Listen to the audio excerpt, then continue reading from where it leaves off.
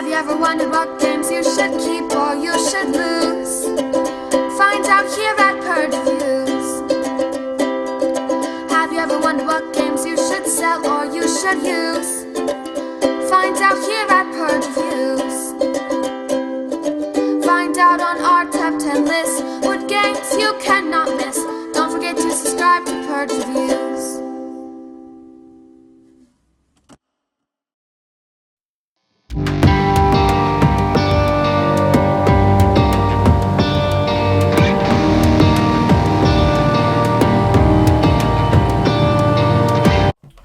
Sushi Go is a drafting game. That's really all there is to it. There's drafting, and you're going to play a card. Some set collection. It's a strong game that you can play with anybody. I was stuck in an airport for a couple hours, and I ended up finding this. I already had a copy at home, but it was appropriately priced, where we decided to buy a copy in the airport and play it over and over and over again in the airport, and we did, had a good time, and everybody was kind of watching us play this game. It has that kind of effect. It's really fun, plays very, very quickly, so it can be a filler, or it might be something you want to pull out and play with people who aren't gamers. It's a really easy to understand game. It's harmless. The sushi is just, it's cutesy looking. This is a very solid game, and I would even go as far to say this is probably one of my favorite card games that is non-threatening. That's how I put it. You know, they're just little things. You throw some card down, you move it around. I prefer this over Seven Wonders. There's less going on. Seven Wonders has a little bit more going on. For a drafting game, I just want it to be quick and easy, and this is it. And the artwork will draw people in. I don't have too many problems with it. There may be some problems in you're really what comes around, but then everybody has the same cards to kind of pick from. You need to figure out what you need. The less players, the more control, because it'll come around to you more. But it's good for all. You know, it's such a quick game that you're not going to care. Sushi Go is a game I think should be in everybody's collection. You can play this in a pub. I played it in an airplane. I played it on in an airport and in an airplane. It's a tremendously harmless game that I think most people are going to be able to dive in. Let's play a few rounds, and that's the game. Very cute, very fun. This is a keeper. This is a game you need to go out and get. Now, I don't like card games, and I'm saying this, so this means something to you. I pay for all my games. I've bought this game twice with my own money. And I think it's something that you need to think strongly about. It's not going to blow your mind. It's not a revolution in a box. It's a fine card game that is a classic that should be in all collections because it's so versatile when you can play it. That's Sushi Go, Keeper.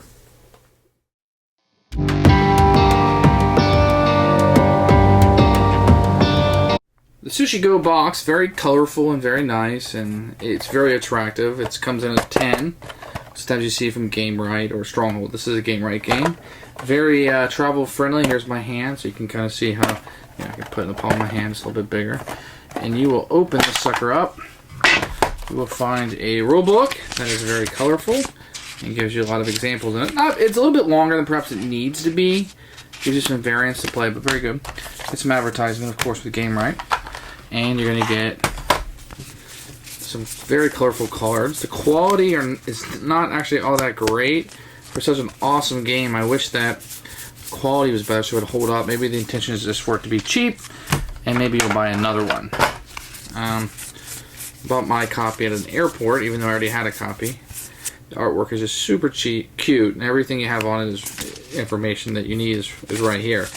But that's it, and yeah, it's all cards, so rounded. You got the red with the Game Right logo on the back, and they're just not terrible, but you know, scale of 1 to 10, maybe a 4.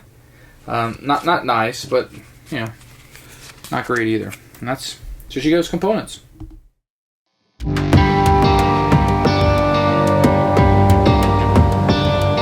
The rule book for Sushi Go is this little tiny book, fits nice inside the 10. And it's going to teach you how to play it, but most importantly, it's going to tell you how to score it. This game's all about scoring. It has a nice quick summary on the back. I know you can't see it from there. But understanding how the cards score is going to be understanding this game.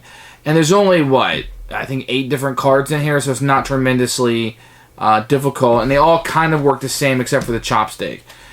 So this rule book can be digested in 2 to 4 minutes, depending on how fast you read. And really, this is the page you'll want to go to, which is how it scores right in the middle of the book, and then the quick summary on the back. So great job on the rule book to not get in the way of this game.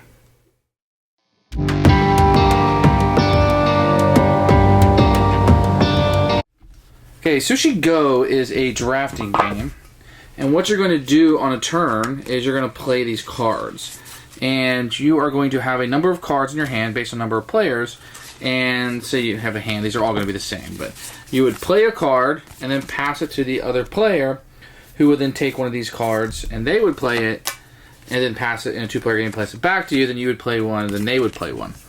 And that's the entire game. You just pick a card in hand, and you draft it. Let me show you what these cards do, because this is where the game actually becomes fairly interesting. So, you're going to have these Nagari cards. Let me start with these pudding cards. Pudding cards do no good in scoring, except at the end. Whoever has the most gets 6 points, and whoever has the least gets 6. So these could be quick points, or these could be very expensive points. But you don't want to be last, sometimes. Being most, if it's not too many cards, may be beneficial, but that's the pudding cards. And then you're going to have Nagari cards.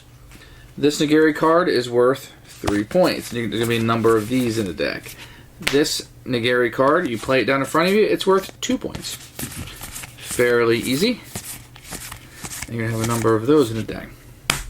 The Sashimi, if you get 3 of these down, they're worth 10 points. If you get 1 or 2, they're worth 0. So you would need 3 of these. So if you're somebody collecting these, you might want to grab one to keep them from getting 10 points. That can be really fun. The tempura, you need 2 of these to get 5. 1 is worth 0. So you need to get this out as quickly as possible. And try to get 2 of these, or somehow get lucky and score early, or whatever your strategy may be. You got the wasabi. You place this down, and then the next Nagara that you play is worth 3 times the number. So if you were able to play this on top of it, this 2 is now worth 6. Or that 3 that we had earlier could be worth 9. So when you get somebody, you see somebody put one of these on the table, you want to try not to pass them any other Nagari, because they can be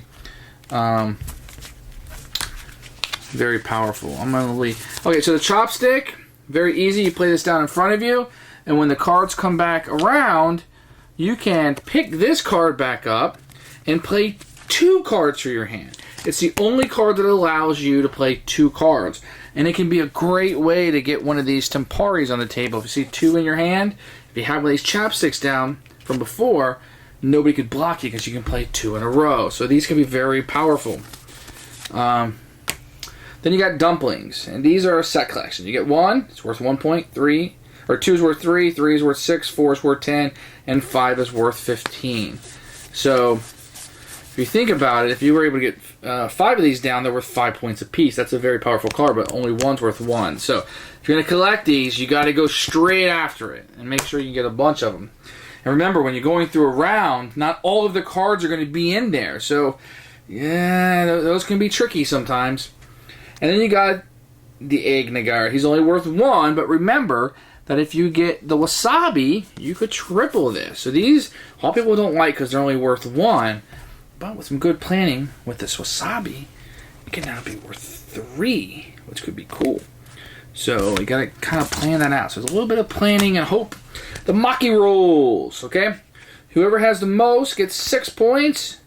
Whoever has the second most gets 3. Now this is not the end of the game, this is each scoring round. So you just count up however many you get done. So if I had these 2 in front of me, I would have 4 of these. If 4 is the most, not the number of cards, the number of Maki rolls at the top. If I had this, I would have 6. Or, here is 3 and 3 is 6. So, whoever has the most, 6 points. Whoever has the most gets 3. Now, what you're normally going to do is you're going to play a number of rounds and add up your score. So you're going to play 3 rounds. and score. Remember, the puddings are the only ones that only score after the third round. Those will stay in front of you throughout the game. The rest will be scored at the end of the round and then shuffled back in or put in the discard pile. So the puddings are the only ones that kind of stay around. So a lot of those puddings, when do you play the pudding? That's the question, right? So that's Sushi Go. So you're going to take one of the cards. You have a number of cards in your hand. They wouldn't all be the same like this. You play one. You give the rest to the other player, and you take his cards, and then you play one of his cards down on the table, and they're done, and you pass the other cards. So it's just a pure drafting game, but I've played this in airports, on airplanes. Great travel game. Can be played with 2 players or more. It plays great.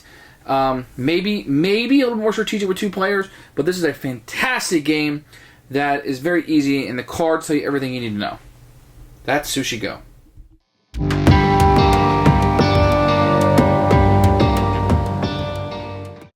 Who should buy this game? I think every gamer should have this game in their collection. I don't say that often. I have games that I like better. Legendary, Agricola, all types of games. There's 1,000 games, probably 100 games I like better than this game. But it's such a versatile game that you can play with nearly anyone, almost anywhere. It's travel friendly. It's a good game to take like on a cruise or going on a trip and you want something in a hotel to play, or while you're maybe traveling on a train or something, or driving in a car. This could be played with 2 kids in the back seat if they wanted to play it. Very, very fun game. Harmless. The theme is sushi. They look cartoonish.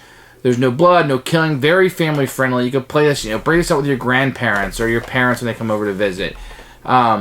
Great experience. And I go as far to say, while not the greatest game, a game that every gamer should have in their collection. Sushi Go, if not in your collection, try this game out. Do not expect it to be a world beater. Expect it to be a very good, versatile card game. That if you want to get a gateway, you want to get people to like gaming, this is a great place to start. If you want to teach them about drafting in a game, this is the game to teach them about drafting. But it's better than a gateway because you will enjoy it past the gateway. You will likely not outgrow this because it's so quick. And it'll just become a filler in your collection that you break out a lot of times just to pass the time or end a night or start a night while you're waiting on people. Sushi Go. Everyone, buy this game. Very good. Keeper.